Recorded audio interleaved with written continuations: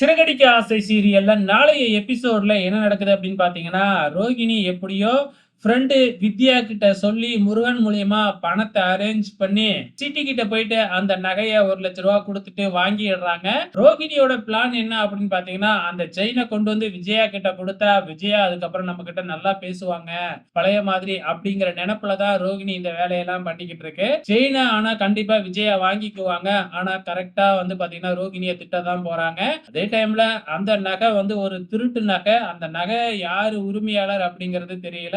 So கண்டிப்பா வந்து பாத்தீங்கன்னா, யாராச்சும் தெரிஞ்சவங்களா தான் இருக்க போறாங்க. இப்ப விஜயா அந்த நகைய போட்டுக்கிட்டு போகும்பொழுது மாட்டிக்க போறாங்க. இது திருட்டு நகை அப்படின்னு சொல்லி விஜயா மேல திருட்டு பழி வரப்போகுது. சோ ரோகிணி தான் இந்த நகைய வாங்கி குடுத்தா அப்படிங்கிறது விஜயாவுக்கு தெரியும் இல்லையா? சோ இதுலயும் ரோகிணி வசமா மாட்ட போறாங்க.